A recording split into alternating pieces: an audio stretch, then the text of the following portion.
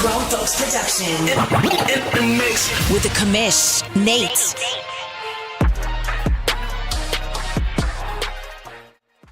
And just like that, welcome to Press Pass Live. Let's turn that down just a hair. Welcome to Press Pass Live, your weekly OMFL podcast show, the world's oldest and longest online CFM. Welcome in. Thanks for hanging us out. It is playoff time. I am your founder and commish, Nate. Let me welcome in the commish of the Deuce, which is turning into the Dynasty, Mr. Maniac. How you doing today, bud?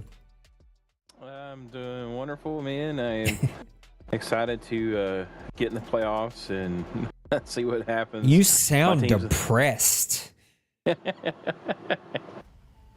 I am depressed because I know my team's going to be one and done. We've been struggling in the season, and I think the old fat lady singing for them Falcons, they're about roasted and toasted. But man, there are some good games that's going to happen, though. I guarantee you, there's going to be some big names in this playoff that we're used to seeing, and there's going to be some big matchups. What's up, Daniel? What's up, Dwayne? Thanks for hanging out with us. So Falcons and Cowboys up next right after Press Pass Lab. Neither one of us have a lot of time, so we're going to jump right into it. Week number 17. You want to go ahead and do our little recap of how we ended the season here? Let's do it, man. I could talk about the Cowboys and the Falcons game, but I'm not going to do that because, man, them Cowboys demolished them Falcons. There was quite a few games, and again, because we're kind of strapped for time, there was a couple that were big implication games, and I'll kind of touch on those. One was the Chargers and the Raiders that had implications for the AFC West. Another game that kind of had implications for that was also let's see.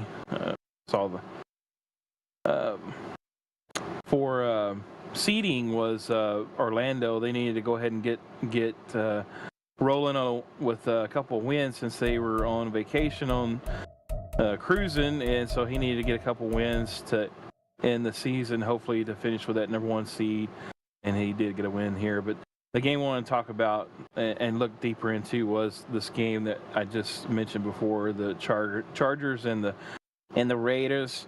Looking at this, it was a pretty high-scoring game. The Raiders, if you follow them this season, they have definitely improved their offensive output, and their defense has definitely improved for the most part of the season, but they did struggle down the stretch, and it did show.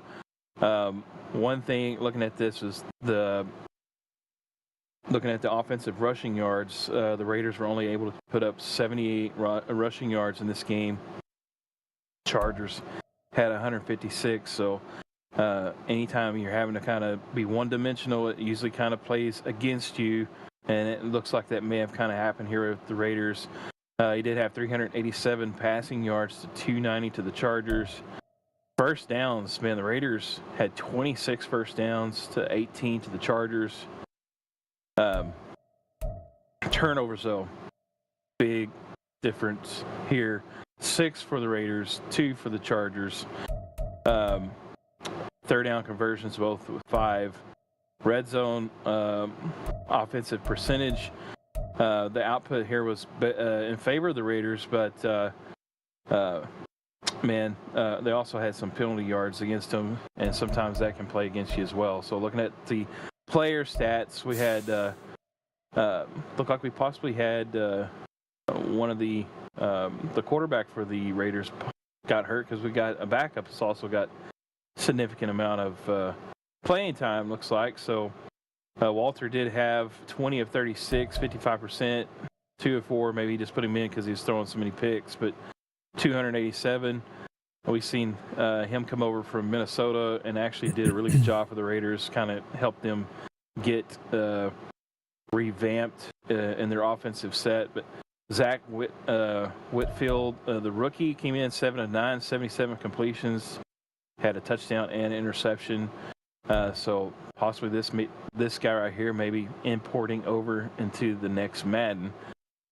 Akers, Mr. Akers, getting the yards, and 17 carries, 128 yards, 2 touchdowns. He's been the workhorse for the Chargers. Look for him to be a name that you see in the playoffs from the Chargers. Jacobs only had 60 yards and 14 carries, but he did get into the end zone. Looking at receiving yards, Frederickson. This guy has been a playmaker for the Chargers all season long. He's been one of the better wide receivers coming out of the drafts, and we've had some good ones. 6 for 184 yards. Did have a long of 96, but he didn't get in the end zone. So somebody didn't give up on the play and made a tackle to save a touchdown. Michael Meyer, the tight end, 7 catches, 122 yards, and a touchdown. I think we had an FPR break in here somewhere. I am just glancing, but it looks like the Vegas Raiders broke that tight end rule. You know the rules, and so do I. Say goodbye. We got to be better than that. I always have a problem finding these FPR games for some reason, but You do have a good habit of doing that. Pleasance, the rookie wide receiver, he actually had a really good season. 6 catches, 92 yards in this game. Quentin Johnson also had 2 touchdown catches out of 6 catches for 83. So a lot of guys did get the ball, but yeah, like you said, need to watch those FPRs. Defense, Lamar Simmons was getting it done. This is one of the higher tackle totals that I've seen out of any game that we've called. 14 tackles from the middle linebacker here for the Raiders. 1 for a loss, so he was busy. The Chargers, DeAndre Taylor, the middle linebacker, had 9 sack leaders. We only had 1 sack in this game. Crosby had the lone sack. And then all those turnovers, we're looking at Robert Wall, strong safety from Wisconsin, second-year player, 3 interceptions in the game, so he was all over the backfield for the Chargers. Clark Phillips, a guy that I'm familiar with, I had to let him go, couldn't keep him on the cap for the Falcons, but he had a pick in this game as well. CJ here for the Raiders, he had 1, and Asante Samuel Jr. had 1, and then Justin Reed, the free safety, had 1 for the Raiders as well. But like I said, this game played a big part, though, into what happened with the Chargers. It helped them solidify their stake to claim in the playoffs, and so it was a good game all around, looked like, except for FPR. Yeah, that Lions-Cardinals game also could have been one that you talked about. 1-point victory for the Cardinals to knock the Lions out of their playoff hopes. Looking at week number 18, not a lot of games left to be decided, but I want to go and pick on a team that we talk a lot about, and that is the Carolina Panthers. You could have also, just kind of glancing at these, talked about Philadelphia with a big win that had nothing sort of to do with the playoffs and how those ended up playing out. Pittsburgh with a 1-point win over Jacksonville. Miami with a 3-point victory over the Jets. I think that might have been, no, that wasn't played at all. Tennessee, 3-point win over the Raiders. Arizona blowing out Minnesota. San Francisco blowing out the Rams. Denver blowing out the Chargers. Man, there's just a lot of big-time blowouts, but there was really one game that I feel like meant really anything, and that was Toronto and the Panthers. Mr. Bill and the Mounties, I was counting on him, but Bird was able to get it done here, scoring 14 points in the first quarter, 10 points in the fourth quarter to put this one away. 338 passing yards for the Mounties. That is not what Bill does, okay? He runs the ball. He just couldn't do it today, only 67 yards on the ground. Bird and the Bills, though, Bird and the Panthers with 141 yards on the ground. Just total yards, 452 to 405, fairly even there. 6 third down conversions and a time of possession that went slightly to the Carolina Panthers.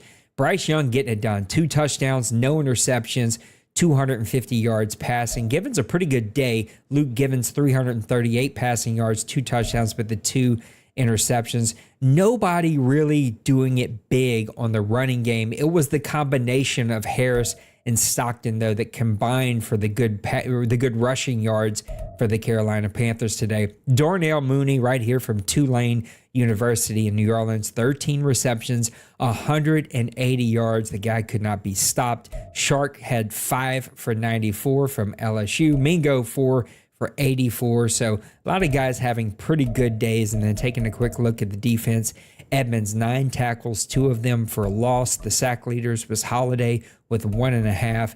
And then your interceptions came from Andrews and Cole for the Carolina Panthers. And those 2 interceptions ended up being big as Carolina gets the victory, gets that last wild card spot. Meant the Saints game meant absolutely nothing. Not that it probably would have mattered anyway. Panthers are in, and that leads us to talk NFL, OMFL playoffs for season 110. But before we do it, let's go ahead and bring in Mr. Denbrew. Let's see what Mr. Denbrew's got to do with some OMFL news. Denbrew, take it away. Welcome, welcome, welcome. I am Denbrew, and this is the OMFL News Playoff Edition. Let's get into some matchups, take a look, some brief comments, and see what we got going. Up first, Panthers at Seahawks. Those Seahawks are your NFC West champs.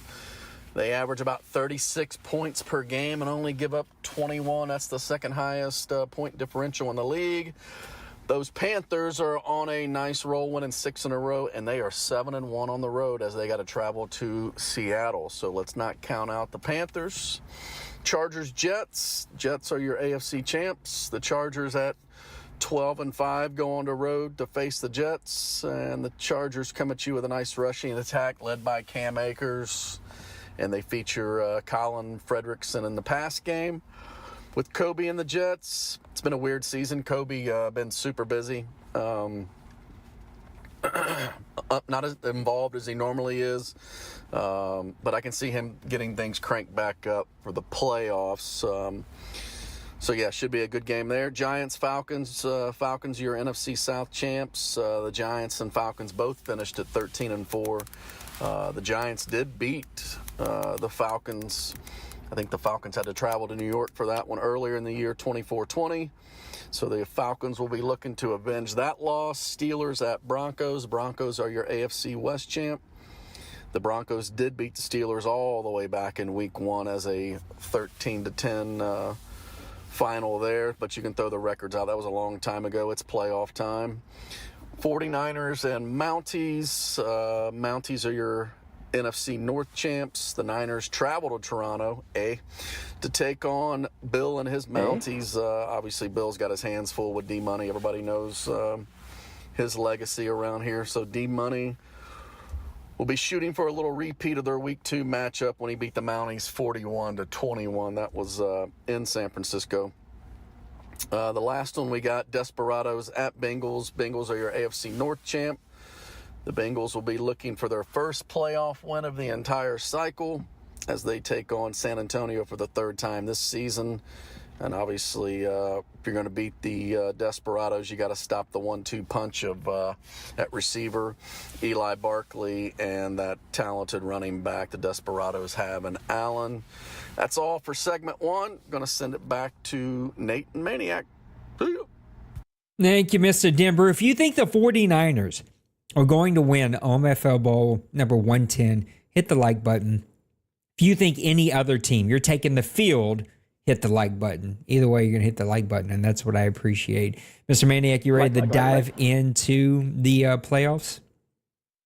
Let's do it, man. I don't know why I had it messed up. I thought you were playing Dwayne and the Cowboys. You're not. He's the number 1 seed. You're playing Colin and the Giants, but we're going to talk about them in a little bit. Looking over here, the number 1 seed is going to be the Condors. So the Orlando Condors and Bronco Man getting that number 1 seed back. He is the NFC South Division champs at 14-3 in that number 1 seed. The Broncos, the number 2 seed. I don't think anyone would have said preseason the Broncos were going to be the number 2 seed. He is the NFC or the AFC West Division champions at 13-4. The number 3 seed was the Jets at 9-7, the East Division champs. Bengals, the number 4 seed. I think I called that one at 10-7, the North Division champions. Here are your wild cards. The Chargers at 12-5 is the number 5 seed, and the number 6 seed, the Desperados at 10-7, and the number 7 seed, the third wild card, the Steelers at 9-8. That's going to set up Condors waiting on everybody. Broncos, Steelers, Bengals, Condors, Jets, and Chargers. Let's talk about that first one, Broncos and Steelers. Who wins this one and who moves on? Man, both these guys have actually played a lot better this season. We've seen that both had kind of struggled, more particularly with the Broncos. They've struggled this whole cycle, seemed like.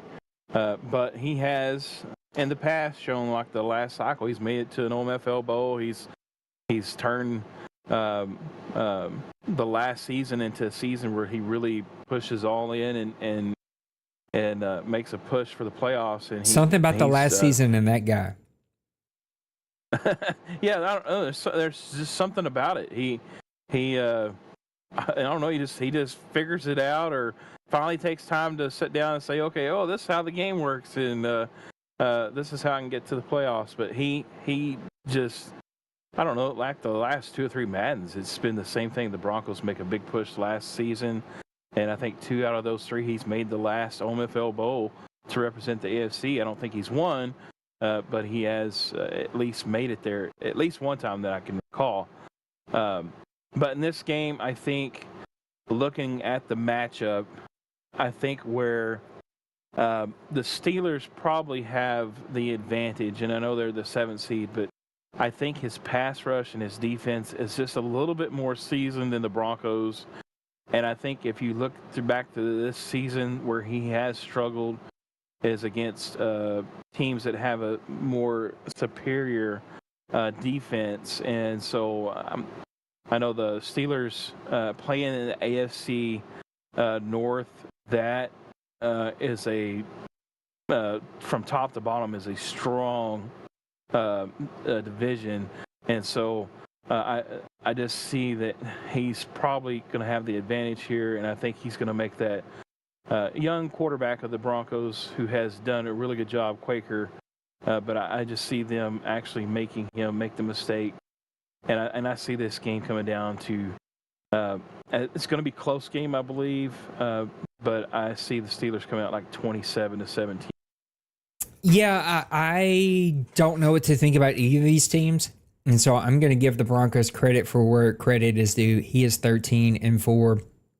Cincy Berg has been sort of all over the map this Madden cycle, making runs, deep runs. Will not shock me if he goes on another one here. He knows how to win in the playoffs. He knows how to play well. But we've also seen him sort of have seasons that sort of turned on him really hard, and he got really high picks because of that. He sort of snuck into the playoffs here at 9-8. I'm taking the Broncos. They're playing better football in this moment. It will not shock me, though, if Cincy Berg does what Cincy Berg does and makes a run here. I'm taking the Broncos just on facts of he's played really well this season, got the run game going, got a quarterback playing pretty well, but playing some really good defense for the Broncos. I like the Broncos in this one to move on.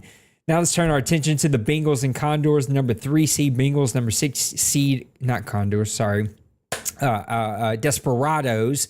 The Buddy Bowl number 3. It is so hard to play teams 3 times and to get 3 victories. I don't know if they split. I don't know what their record was. I wish I had that kind of time today to go do all this homework, but it did not.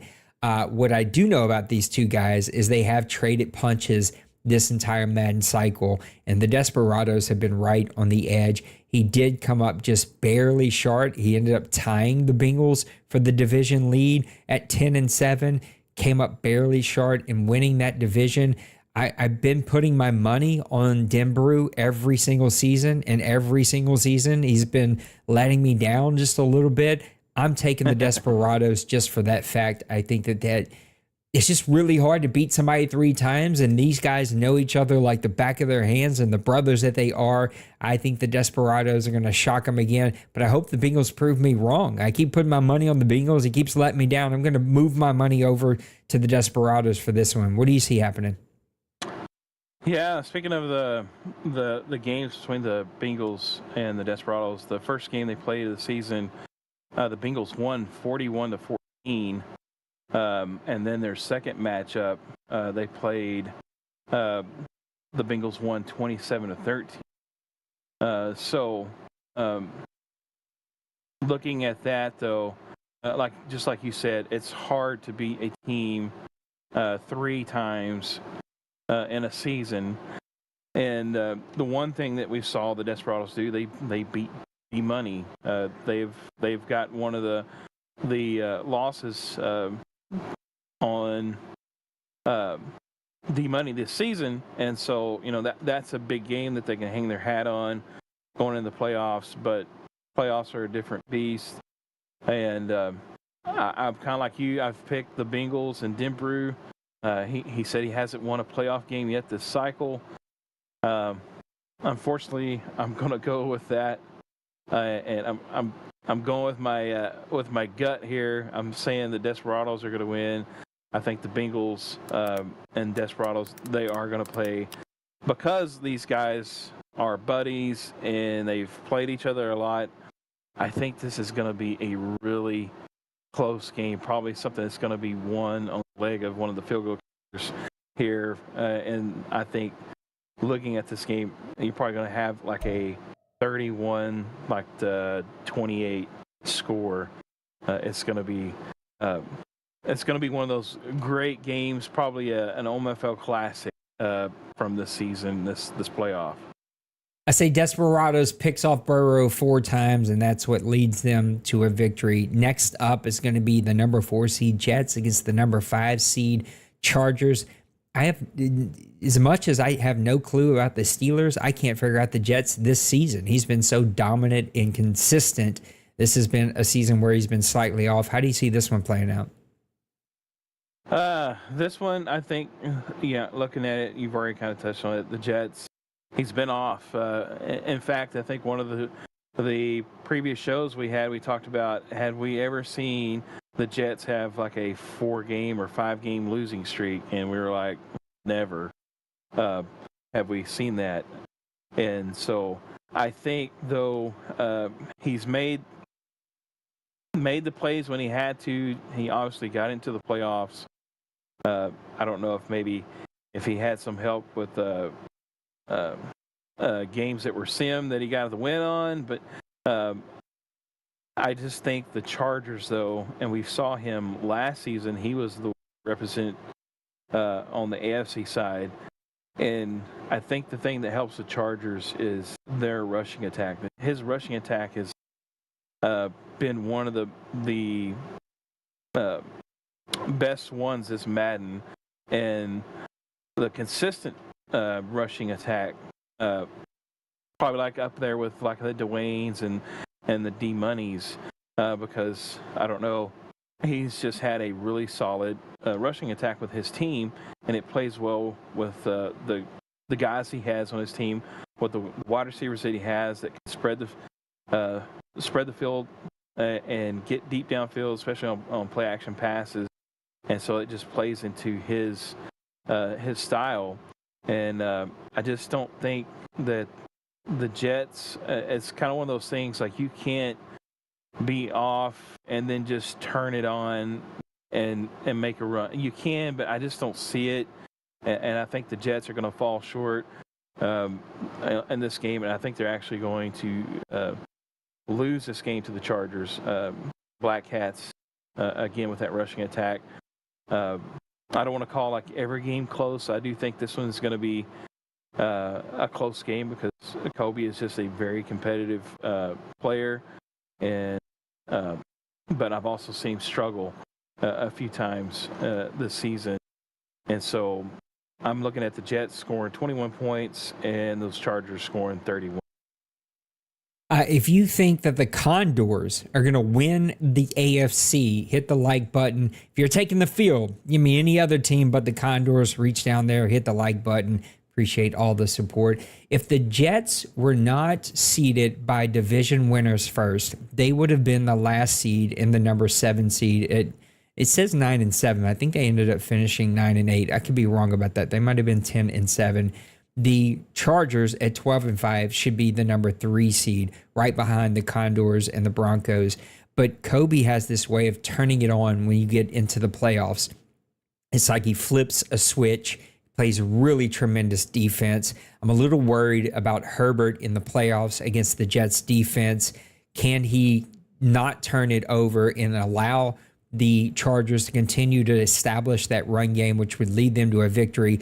My head says that Kobe's going to turn this on. They're going to get a big victory. But my heart says I've seen Black Cats turn it on, make deep runs, and he is a 13 win or 12 win team at 12-5. Give me the Chargers to win this one, but it will not surprise me at all if the Jets get a victory. In my scenario, I've got Broncos, Desperados, and Chargers winning. I think you've got Steelers, Desperados, and Chargers winning. Do I have that wrong? That is correct. There we go. So in my scenario, the Condors would then play the Desperados, and the Chargers would then play the Broncos. I'm going to start at the bottom here. Broncos, and this is where things get unraveled. They start getting really difficult. Broncos and Chargers, that's going to be a really good matchup. I still like the Chargers in that one. I think that run game, I think Black Cat's going to get on a bit of a rhythm here. Now, he has dropped some games that have been shocking this season, but I like Black Cats to get to his second AFC championship game this Madden cycle. So give me the Chargers to win that matchup, and then I would have Condors and I have Desperados. Desperados have been the team I've been waiting to get there. Me and you've talked a lot about them this entire cycle. I've just been waiting for them to get over the hump. The big play ability from the quarterback, the tight end, the receivers, the defense that is able to make plays and turnovers and turn them into points.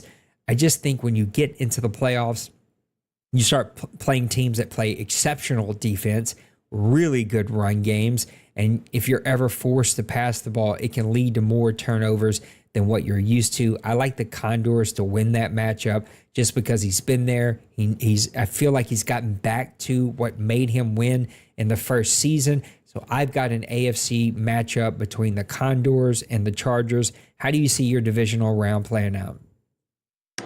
Okay, well, obviously, the Steelers are going to be the lowest seed, so they'd be facing the Condors being the number 1.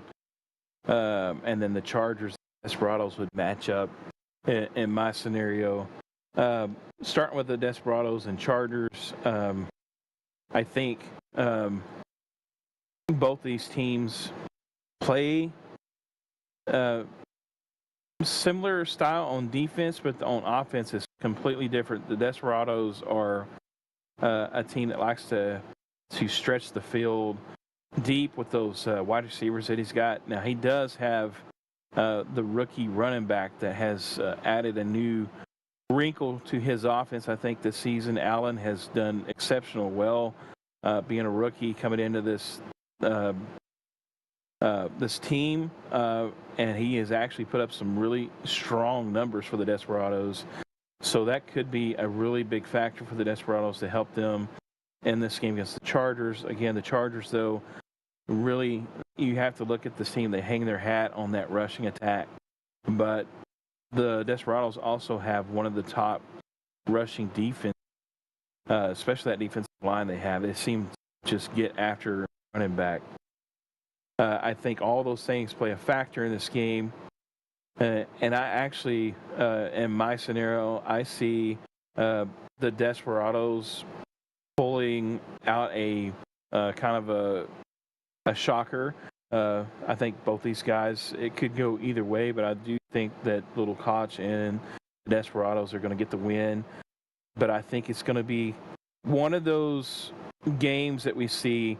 They're kind of like the white elephant where in the OMFL where we see a lot of high scoring games, but this game I think is going to be a low scoring game, and I think you're going to see like a 20-17 victory by the Desperados, I think.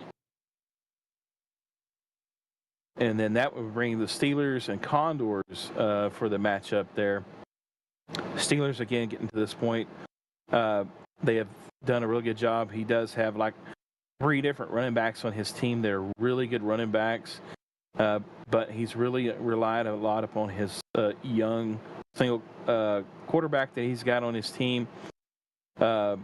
He's done well at times, and then he's struggled at times, and that's just kind of something that you have to take with a grain of salt when you have a young quarterback. It's Madden, and sometimes it seems like it just goes that way. You'll have stretches where you'll have several weeks where they don't play the way they should. Even some of the high-rated quarterbacks do the same way.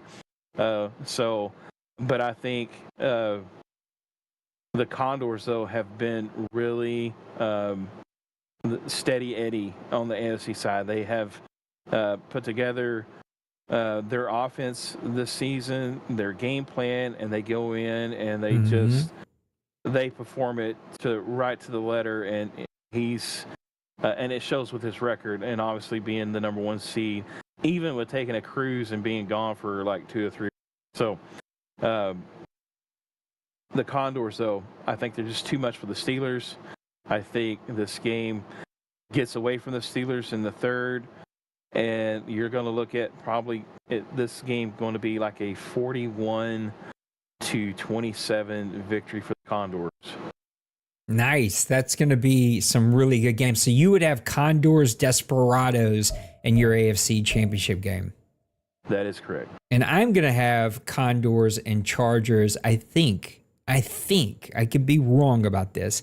A rematch from the first season of this Madden cycle in the AFC Championship. I don't know. Somebody can go fact check me. I'm pretty sure that might be right. I think the Condors, you said all the points. I don't want to repeat what you said. He has a game plan. He executes that game plan, and it works out really well for him. I think anytime we've seen upsets in the playoffs, it usually is around passing the ball, having turnovers, trying to overcome those turnovers, whether it's bowl games that you and I get to call or some of the other games that sometimes we get to call. Anytime we see a team jump out to a big lead, it's because of unexpected turnovers. And anytime a team comes back, it's because of unexpected turnovers. I am just simply picking with my heart here. I think that the Chargers are going to get, Bronco Man said divisional round season 2 of this cycle was Condors Chargers. I knew there was some kind of matchup in there somewhere, but I am picking with my heart here. I think Chargers are going to get an upset payback victory here. He has been trying to get to another championship game, and there is a big part of me that wants to see Buddy Bowl in the OMFL championship, D. Wayne versus his good friend Black Cats, and I am simply picking with my heart here because my head is like the Condors have been dominant. He executes. He sticks to his game plan. He has got all of those young energies out of him after a cruise with his wife. He is ready to be focused and to be a killer. There's something about Black Cats this season. I think he's got things figured out. It's going to be a great game. I think it'll come down to a field goal. Give me the Chargers in OMFL Bowl number 110 to represent the AFC. What do you see happening in your bowl game? Oh, that's a good pick. This one would obviously be pitted between the Condors and Desperados. I think this would be the first time the Desperados make a little Koch would make it this far, I think, in the OMFL for as an AFC championship. But unfortunately, I think this is where the Cinderella story stops here for the Desperados.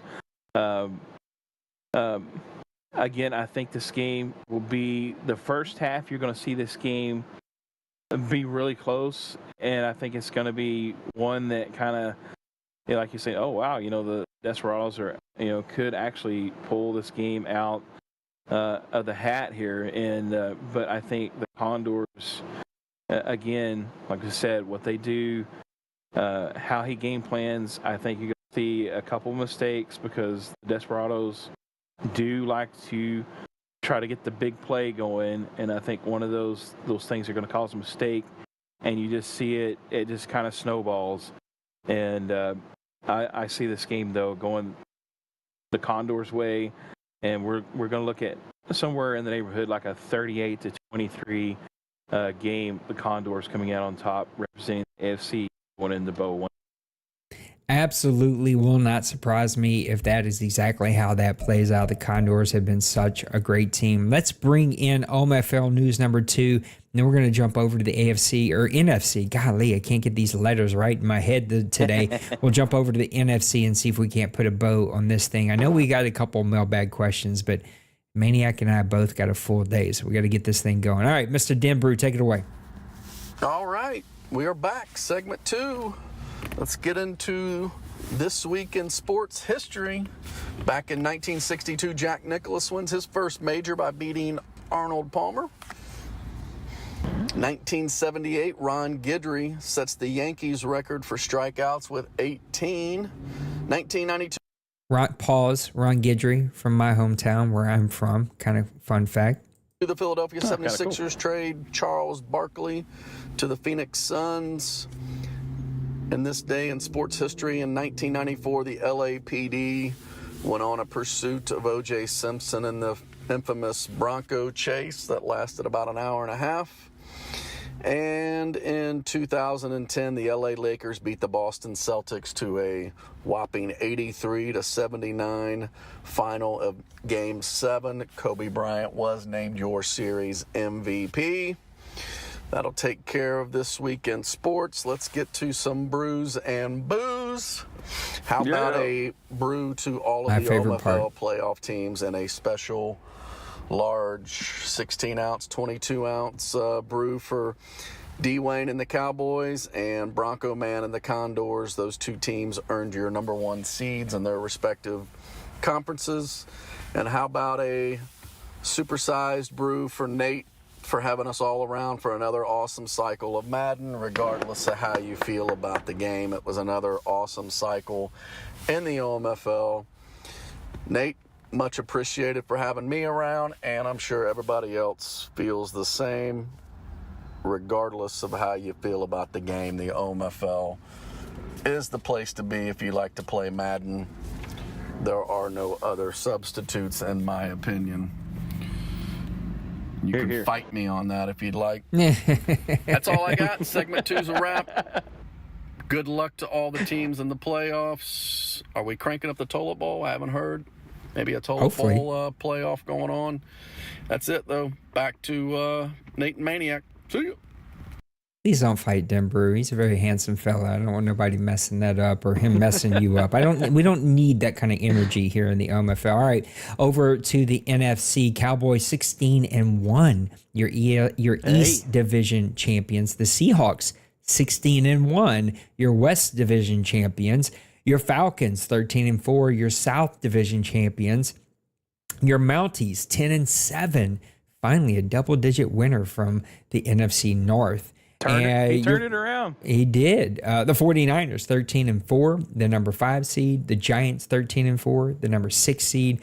The Panthers, 12-5, the number 7 seed. And AFC, I hate to call you out, but every single one of these guys would have been higher than 2 of the teams that made the playoffs over there. This is brutal over here in the NFC. So, let's go ahead and break this down. That sets up Seahawks, Panthers, Falcons, Giants, Mounties, 49ers. What a victory to win your division and then have to match up against a 13-win 49er team. That is pretty brutal. Or make the playoffs as the Panthers and face a 16-1 number 2 seed. That's also equally brutal. Let's start right there. Seahawks, dominant in a lot of aspects. Good quarterback, great receivers, great running game, very good defense, an offensive line that keeps the quarterback up. He's facing a pesky Panthers team that has had to fight and claw to figure out how to win this season, but turned it around to a 12-win season in season 110. They're going to match up. I'm seeing this one go to the 49ers only because I think Bird is still lacking some confidence. There's still, I feel like one mistake and the confidence sort of takes a turn. Bryce Young has played much better in these last couple of weeks. He needed to win, and Bryce played up to a winning formula. But when you're facing a 16-1 team in the Seahawks, they do everything well. You can't really pick apart anything that he doesn't do well from just name the aspect. He gets after the quarterback. He can turn you over. He can pass it. He can run it. And I feel like in the OMFL, when it comes to winning, you got to play great defense and you got to run the ball really, really well. The Seahawks do all of that really well. Panthers are going to stick to it, though. He's going to give him a game. I see this one getting away from him late in the third, early in the fourth. Seahawks are going to win this one by 10, giving the Seahawks to move on. How do you see this one playing out? Yeah, this game's going to be an intriguing one. I'm looking back. These two actually did play in the regular season against each other. Week 7, and I thought they did, but I had to go back and check to make sure. This game actually was a 34-31 victory for the Seahawks, but it was a close one, and both guys played extremely well that game. So, could we see another game like that? Very likely. It could also go the opposite way, like you said too, because Bird, he has the same syndrome thing that I have, and a lot of us have. We're our worst enemy when it comes to playing games, because you get in your own head when something bad happens, and it's toast from there. But the Seahawks, he's been one of the better players, and if there's anything that you can say about being in a division with D-Money, Meek Boy, I think it has helped him become a stronger player. It seems, because he has really been kind of a thorn in the 49ers side this whole cycle when it comes to the 49ers just running away with a division. And we have not seen that, because the Seahawks have been right there taking wins away from the 49ers, where they used to just kind of run through everything. And so this division's been one of the tougher ones, and I think the Seahawks have proved that they could realistically be the number one team here. I think the Panthers, though, you have to give them credit. Like you said, they didn't give up. They were kind of in a big hole about 7 weeks ago, and they put things together and turned things around and strung together a lot of good wins through that time span. But I just think that it's going to fall short here. I think the Seahawks are victory to move on, but I do see this game. Again, we talked about the first game going 34-31. I'm going to mark that down. It's going to be the exact same score in this playoff game, 34-31 Seahawks. What's up, Bill? That moves us down to the Falcons and Giants, 3 seed versus 6 seed. Giants have been playing really good football this year. Run game has not fully been there at times. We've seen the pass game sort of be there. He gets his running back involved in the pass game, sort of really spreads it around. He attacks you vertically in the middle of the field and the out. He really attacks you in that pass game. On defense, at least in my game, he played some really good user. And if he plays user like that, he's going to cause some problems. Your Falcons, on the other hand, have ran the ball really, really well. Up and down, on again, off again relationship with Parker Colt. Have no clue how you're feeling about him as you move into the playoffs. But I think that run game mixed with some really good defense could pay really, really good dividends. You're at home, so you're going to have the crowd and the momentum on your side. I'm taking the Falcons to win this one in a really close one. Give me like a 23-19, 20 game, something weird like that. Give me the Falcons to win. Go ahead, tell us how you're going to lose this game. You knew it was coming. I think it could go either way, but I just think that Colin right now, even though he's at 13-4, we're both the same record. I think he has just played a higher level of ball lately than I have. One loss to the Cowboys record, that belongs to the New York Giants, and so I think that's going to go a long ways to help. I think that helped his confidence from that win through the rest of the season. I think because he only lost one game, I think, the rest of the way from after that win against the Cowboys. I could be wrong, but I want to say that's the culprit. But his quarterback seems to be on a whole nother level right now. We played about 4 weeks ago, in the schedule. It was actually a pretty close game, but it didn't feel as close as the score showed. His defense is a difference maker, and he just gets after the quarterback and makes. I think I think I told somebody, it might have been you. It seemed like at least 80% of my throws, everything it said under pressure, under pressure, under pressure.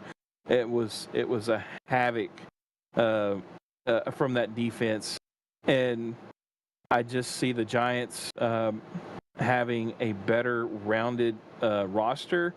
I know overall sometimes doesn't mean anything, but I think his overall team right now is like a 94 overall or 95 overall.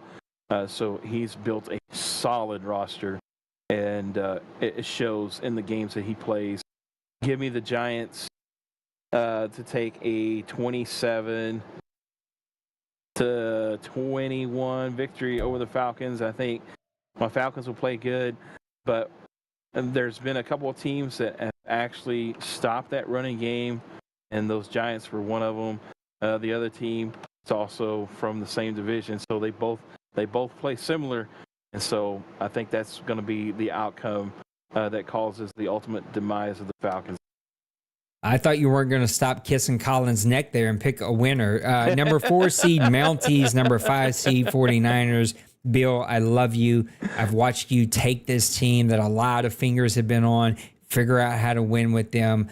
But we all know that you are up against quite the mountain. Now, Bill, the owner, versus D-Money, the owner, absolutely. Those are two fairly close coaches. Of course, D-Money has the championships here, but Bill knows how to win. But I feel like Bill was most dominant at the Seahawks when he built that team up. And then when he had the Bills rocking and rolling, he just hasn't had enough time with the Mounties. I just don't see how he's going to be competitive in this one at all. So give me the 49ers to win this one. What do you think about the Mounties 49ers? Yeah, this one's kind of a cut and dry. Even though I got to talk a little bit about Bill. He's done a good job with the Mounties. I think 4 or 5 weeks ago, whatever it was, we were talking about, it looked like he was going to give the division away, and then all of a sudden kind of went on a run and started figuring out some things. So congrats for getting the division win, and like you said, getting a double-digit division winner from this NFC North. The 49ers, though, D-Money is D-Money, and he'd do what he'd do. And so this game will probably, like most games with D-Money in it, it's going to get ugly in the second half. And look to see around the 40-21 victory. For me, that's going to set up the number 1 seed Dallas Cowboys against the number 5 seed San Francisco 49ers, the number 2 seed Seahawks versus the number 3 seed Atlanta Falcons. I'm just going to think you're going on a run. I just think there's something about your just piss poor attitude about your team. Parker Colt's going to get red hot. Bijan is going to be unstoppable. You're going to start shocking the world, and you're going to tell us every week how you're not going to win. Seahawks are going to battle you. They're going to fight you, but there's going to be a late fumble. You're going to recover it. Give me the Falcons to win that game. I am strictly picking with the Holy Spirit here. That's what I think is going to happen. Dallas and the 49ers, I have no clue. I never have any clue when two top dogs meet each other. Dallas has not gotten over the hump in quite some time. D-Money has several championships again this Madden cycle. Dallas plays exceptionally well, but every big game that I've gotten to watch, and hasn't been a ton of them, there seems to be the one big turnover, the one big mistake, the one pass he's trying to fit in there ends up in a turnover, goes the other way, and they come just barely short. Give me the 49ers to win that one. 49ers, Falcons, OMFL, NFC Championship. I'm calling it right now. Dallas Cowboys fall. What do you think happens in your divisional round? Well,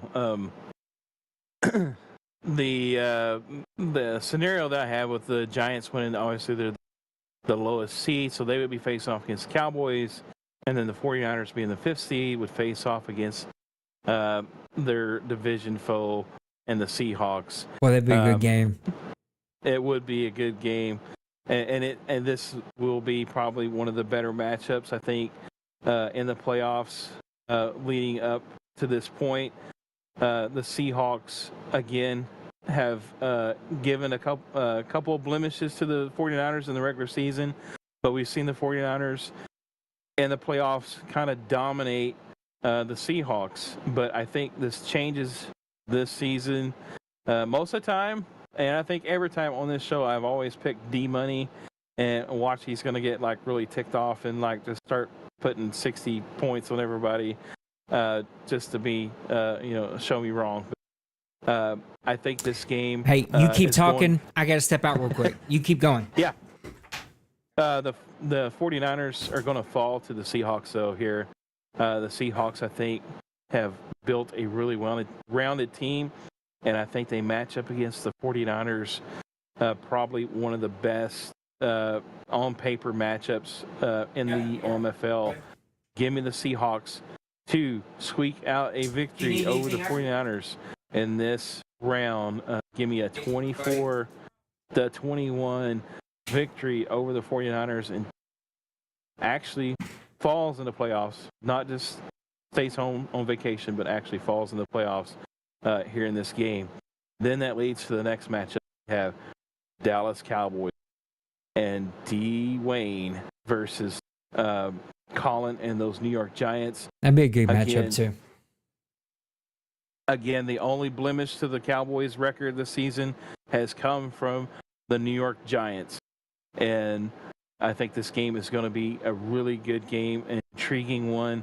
I think Colin has actually figured out how to play Dwayne and has really changed how he attacks Dwayne. I've kind of seen a couple of his games where he played against the Cowboys, and it just seems like he seems completely different than what he used to.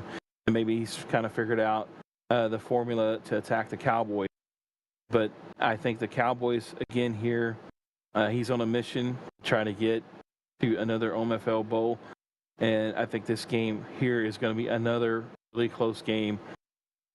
And I think this is going to be one of those ones where we're going to actually see the defenses make a kind of an appearance in the playoffs. And give me this game to be a 20-17 victory for the Cowboys. So your NFC championship is Cowboys 49ers? Cowboys Seahawks. Cowboys Seahawks. I had to walk out on that one. We're having some work done to the house, and so somebody needed me. And hopefully they don't need me again, but they may need me again. I've got 49ers and Falcons. You have Dallas and Seahawks. I think 49ers are going to win that game. I think that's where the Cinderella story ends. Parker Cole gets picked off a couple of times as Mr. Maniac tries to push the ball down the field. Listen, thank you, buddy.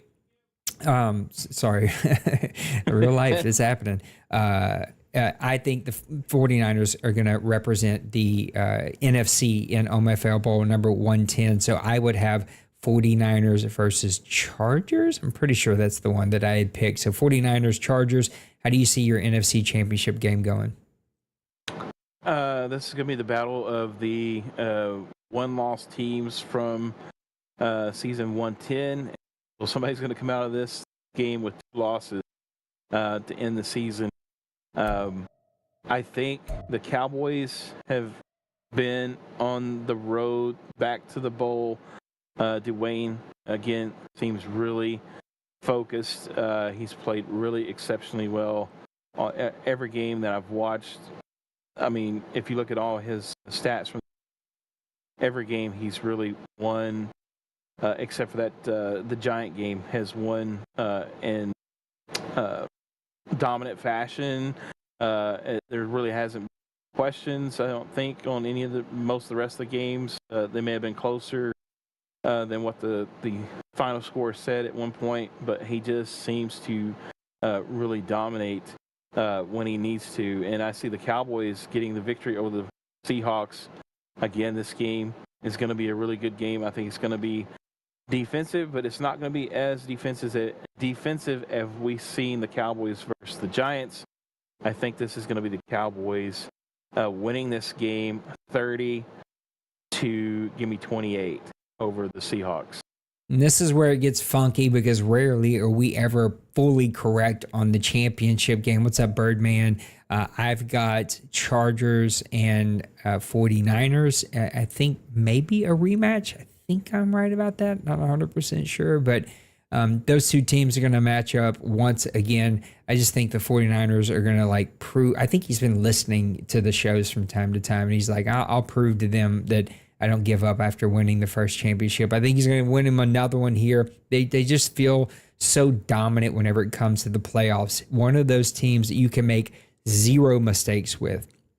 And that is such a high-pressure game where you're constantly not trying to make a mistake, and it ends up leading to you making a mistake. I think the Chargers have played exceptionally well. They're going to be knocking off some big-time names, whereas the 49ers, because they're a 5 seed, have it slightly a bit easier depending on how some of these playoff games play off. And so I just see the Chargers being a little mentally wore out by the time they get there.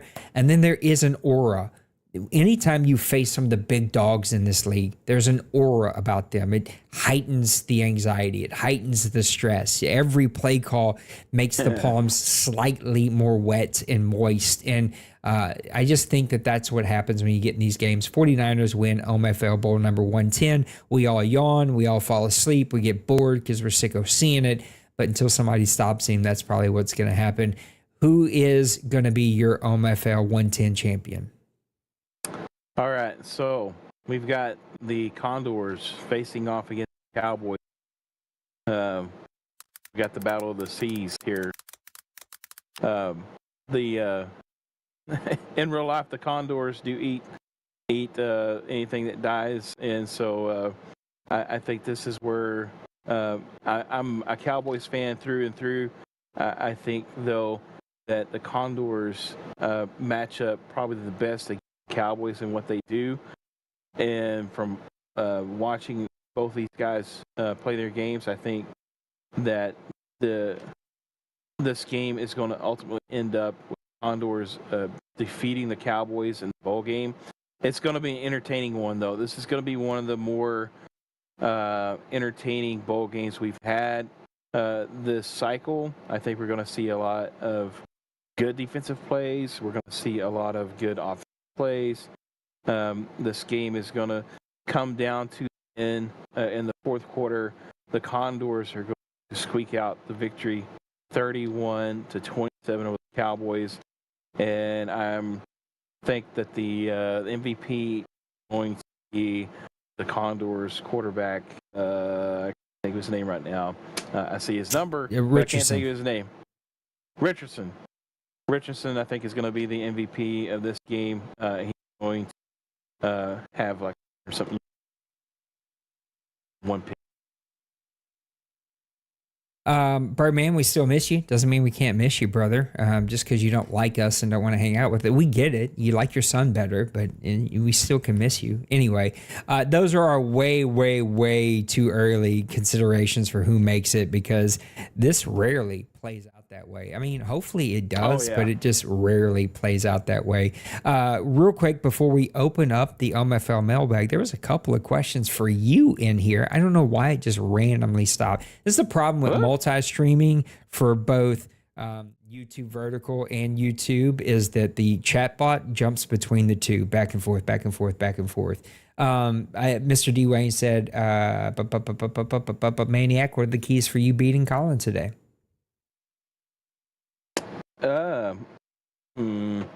I have to get the running game going. I can't have what's happened the last few weeks.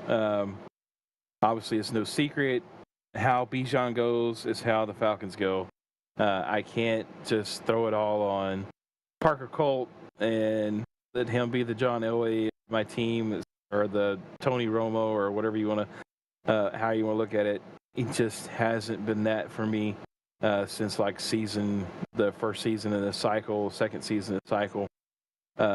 So the key is to get Bijan rolling, and then corral the Giants the best I can, his offense, because the wide receivers at any point can get loose and start taking over a game, and then he just spreads the ball around so good. So I've just got to play really solid, smart football. Sometimes I don't do that, so but that's my keys to victory. Bronco Man, we're going to hold on to your question. So if you see a clock, we're going to come back to it next week, or maybe in one of our other shows if we do one before next week. I'm just short on time. Mr. Maniac's a little short on time, so I want to make sure that we save the time. Bill, I'll save the last portion of your questions. Any Madden 25 questions I'm saving. So Joker, Bronco Man, yours is sort of a Madden 25. And then Bill, your Madden 25 questions I will save. Bill does say, after using Neon Sports for a full cycle, what are your impressions of the stat tracking, draft information, and overall use of the website? I love it. I always fully believed in it. I love that it's an app. There's been a few things that, just I feel like it hasn't finished the cycle strong. The poor guy just got really busy in real life. He's got a lot of other businesses, and I think that's pulled him away a little bit. And then the Mac version of the app totally crashed, and it hasn't been fixed. I think that's out of his control. I wish those things were a little bit different. But overall, it works phenomenally. It's easy to use. It's easy to update. It's easy to get people in and out of it. And yeah, just when I compare the money that we spend, as much as I love Pappy and Daddy Leagues and big time friends, these are cool people that we've been allowed to support. It fell behind, and the product is just, in my opinion, superior here at Neon Sports. Thoughts, Mr. Maniac, running the Deuce and involving here in the OMFL with Neon Sports? Yeah, the functionality, I think, of the app was tremendous. Being able to do the trades, guys could look at stats, you could post the schedules. I mean, it just so many different things, and guys had full access to the app at all times, not just the website like daily. I'm also like you. I wasn't really real familiar with Pappy, but Daddy Leagues was always one of my favorite sites to run leagues and stuff, even way before, because that was the cool thing. But unfortunately, just things didn't happen for him to be able to kind of stay with the curve of things evolving like they have with the gaming community, and hopefully maybe when that happens. But Neon Sports, I think one of the things I like about it the most too is he's always asking feedback, and he does the best he can to actually update and bring things to app that just keeps it kind of fresh. So I'm looking forward to see what he does, and I don't know if he's going to have anything for NCAA or college football. He said as long as they produce API, I think it is, then he'll definitely have something for NCAA as well. So that should be interesting. And it'd be awesome to actually app players from the app. That'd be awesome. Denbrew says, what are some changes, improvements that you'd like to see for the OMFL members for Madden 25 cycle? I think this is a good question for you as well, because you've seen guys in the Deuce, you've seen where they've struggled, where they needed to put themselves in a bit more. The Deuce is going through some changes. We got to figure out exactly how does that dance work? Where do people go if they don't play NCAA? We got a lot to figure out, but we will figure it out. Right off the top, I just think dedication. I know he's in the chat, or at least he was. I love Bill. I know he can rub people wrong with the scheduling stuff. And Bill, he wants us to go. I get it. But I love his passion, his dedication. Just like when I pull up, this work about his playoff updates. Like, who else is doing this? Like, he's telling us the record, the seeds, the division winners, what's locked in, who still has hopes. Like, he is just doing this. He's not just copy and pasting this from somewhere. And so having that kind of dedication, Birdman creating the highlights, Mr. D Money creating the highlights, league content. I think I've seen some things there from Tim, right? Making some articles for his team. You with you haven't done it in a bit, but oh man, what's your persona? Tony Bono. Tony Bono, right? The show, like any of that engagement is I'm all for it. Any of that extra stuff that I don't have to ask for, I don't have to create and then ask you to do it, or why are you doing it? Why'd you stop doing it? Just like that kind of stuff. I think if there is any disappointment, it comes from when guys just like, I don't know, just don't like each other. And so there's this weird tension that gets added to like, I get it. Not everybody's going to like everybody. It's just me. I don't like that extra tension. And number two, when people start doing stuff and then it just like goes away or it's hit and miss, it's just like, I just like to see dedication. Just do something that's manageable that you can dedicate yourself to. And so there was, like Cincy Burger, Big Hurt's show. Now I know Big Hurt got busy. I think clearly Cincy got busy and like life happens. I get it. Nate's going under a change. I will say it right now. Press Pass Live may have to change. Maniac and I are trying to talk to figure out a time that would change. Just in my brand new job that I started today, this may not be feasible as it was in my old job. I don't know yet, but I'm still working through some of those things. But anyway, especially this week, we may have to come on Sunday night because I got to go to Nashville all next week until Friday. So, Maniac, just think about that. Maybe we could do something Sunday night. Anyway, that's what I'd like to see. Dedication, do something cool, and just be nicer. I don't know, it's so simple and stupid to tell a bunch of adults, but it's like, I just wish people were nicer to each other. Friends? What do you want to see, Maniac? I mean, my heart's in the same place. I mean, there's guys that really put effort out, and probably, and I'll speak to this, and it's probably to help Denver or whatever. But I think this last season, and again, like you said, I know there's guys that had jobs that way, but man, there was like. I remember seeing somewhere, I don't know where it was posted, but it was like over 90-something games, I think, that did not get played this whole entire season. Nipples. I love him. He's my dude. And I know Nipples. He's not going to care. He's going to be like, I get it. If you want to let me go, cool. I'll go find somewhere else to play. And I'm like, that's not what I want. I just want you to play your games. But 90 games, my God. Yeah, and so, I mean, that's just... But... I think with content, sometimes it you don't even have to do like a whole lot. Just, I mean, if and maybe I'm even getting on myself because again, I haven't done Tono in a while. I'm not making excuses. I had a lot going on, but things are slowing down. And yes, we're going to have a little bit of off season. Probably going to see some Tony Bono stuff. Coming for the off season, like the top coaches of the OMFL. We did the all OMFL team last Madden. We're going to do that again this end of the cycle. So some of those things are going to come back. But sometimes it can just take like just an opportunity in the chat because some guys. If you look at their chat record, like they're only like at level 1 or 2 or whatever, like they only come to the it's chat. So to easy say, to get more levels I'm at too. 50, yeah, I'm at 53, and that's the only thing they say the whole entire, pretty much the whole entire season or whatever, that they're just 53, So maybe post a little thing, alert, the just throwing out this team.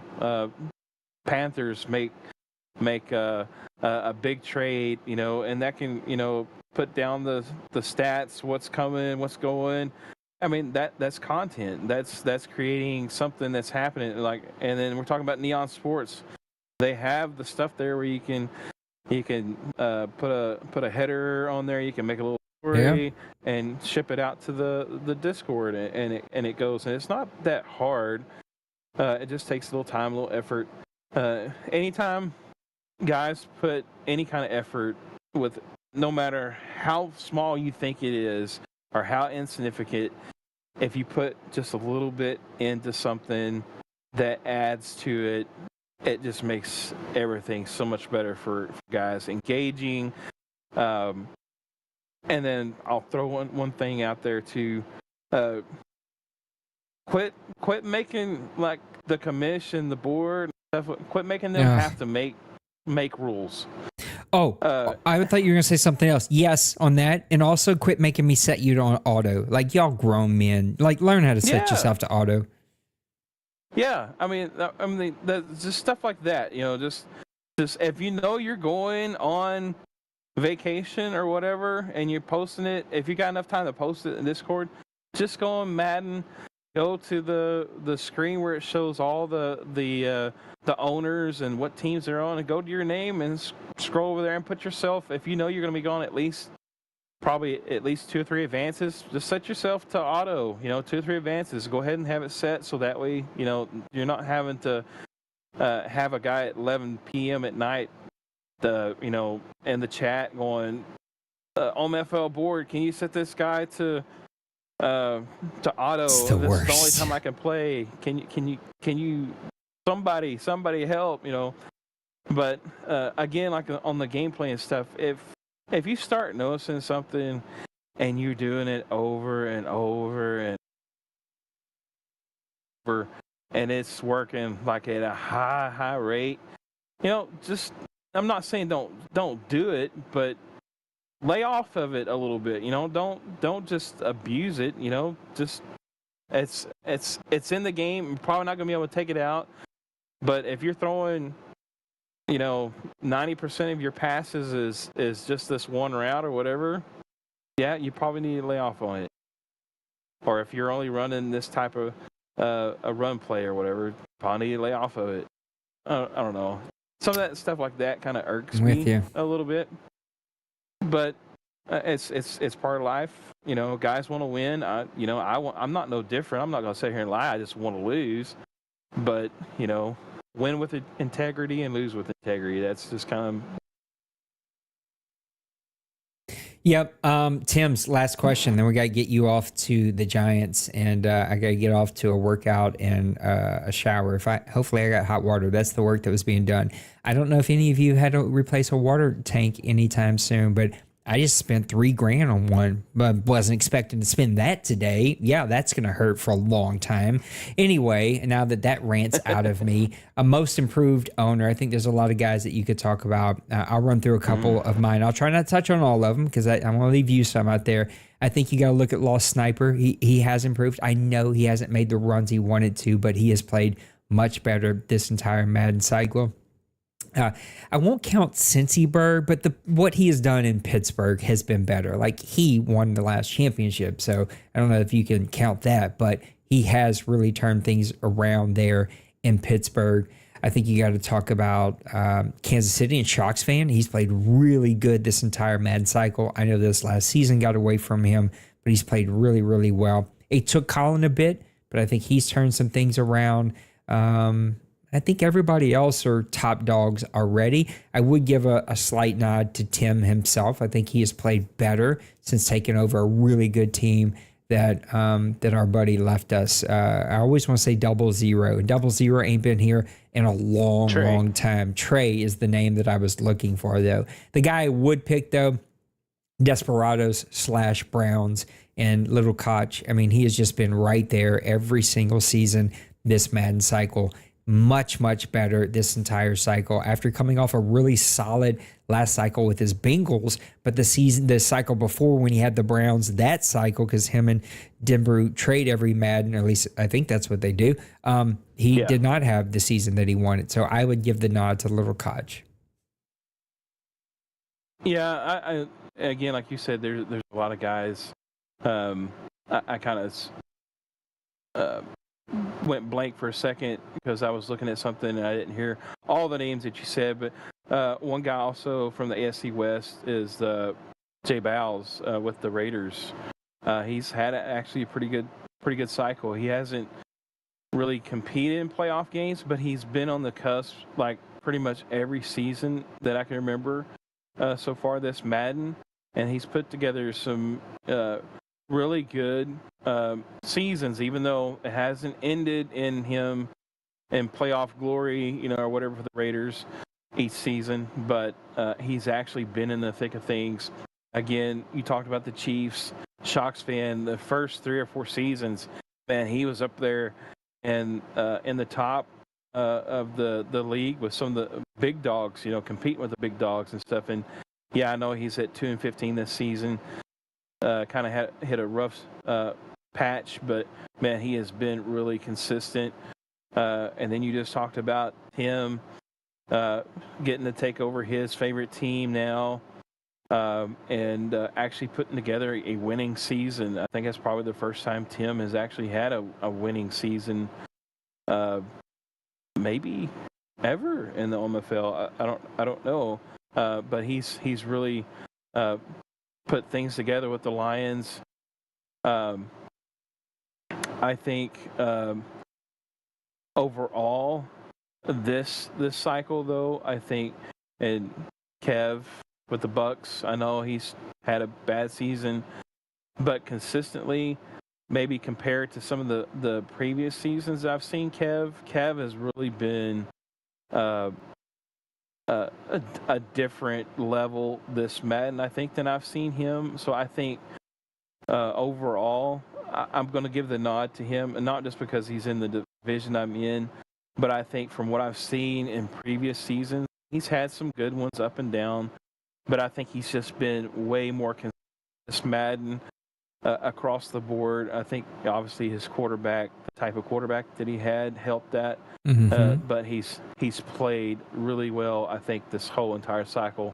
So from the body of work, I think overall, I would give the nod to Kev as the overall most improved when I've seen this Madden to what he's done. Might be the only other guy that's more depressing than you to listen talk about his own team and how he plays. Bill, Bronco Man, Joker, I will answer these questions. I will do a stream just on Madden 25. I'll see if Maniac's got some time later this week to come and do that. I can't show anything, but we could talk about it. So I plan on doing that, and we will have a show on Sunday night for Press Pass Live before I go to Nashville to sort of update where we are, update sort of where what's going on, and then when I come back, we'll do another one. So lots more coming up. Mr. Maniac, we need to get you off to the Giants game. Give us one final thought. Bittersweet. I'm sad to see the Madden end, but I'm also excited to see the Madden cycle end, because this has been one of the most up and down Maddens. I don't know. It just seems like it just never really materialized like what we thought we were going to have this Madden. So hope, fingers crossed, next Madden 25 is going to be the one. But I'm also excited for the college football. We just had our team draft. Already had some messages from a couple other guys wanting a shot to get in, so we're probably going to look at a 32-man college dynasty. So again, like you said, the Deuce is moving over to become the Deuce dynasty of the grown folks community, and excited about that. And we just kind of talked about, but I'm just going to kind of throw this out there. The team builder for the college football and for Madden that they've announced, I think is going to be kind of a cool undercard thing for the game, and for us, just for content things that we could. I think the things we can do with that are probably limitless. So I'm probably going to make my wife more upset at me come this next cycle. Yeah, I'm excited about NCAA. I think it is a super engaging game. Can't wait to sort of see. You and I have got a lot to work out of, like, usually new members went straight to the Deuce, and then as spots open up, Maniac would tell me who's there. That won't quite work the same, and so we will probably have to create a waiting list for us. And if they play in the Deuce in the NCAA league, they get priority. If they don't, then they'll just sort of, anyway, a lot to figure out. we're going to do our best. I don't know that it would be fully possible, but we're going to do our best to sort of match rules as much as we can so that if you play them both, you don't have to remember completely radically different rules. So more to come for Madden 25. Matter of fact, put your questions in the mailbag so I can come and answer any of those as I'm playing, as I'm streaming.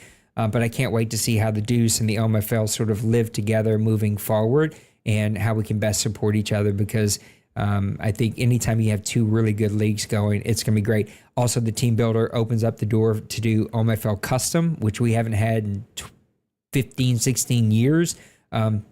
OMFL Custom was a fully custom league, random draft, random Madden players, fully customized teams. It was a ton of fun.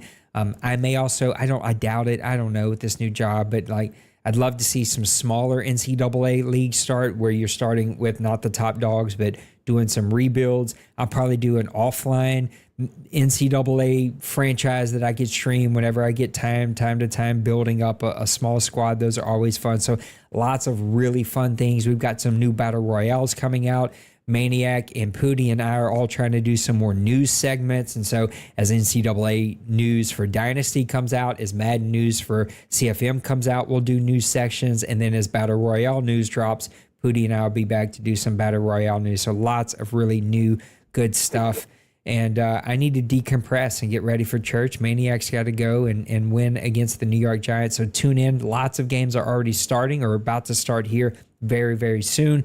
Bengals and Desperados, Falcons and Giants. So go tune into those, give those a watch, and then any games that I can call, I will make sure to do that. Maniac, thank you for your time today. Guys, thanks for hanging out. Make sure you hit that like button. Give us a like. Dwight, good to see you in the vertical stream. Appreciate you. Guys, we'll see you on the next one. I love you. You matter, all right? And those around you, take care of yourselves. Take care of those around you. We'll see you on the next one. Peace. Deuces.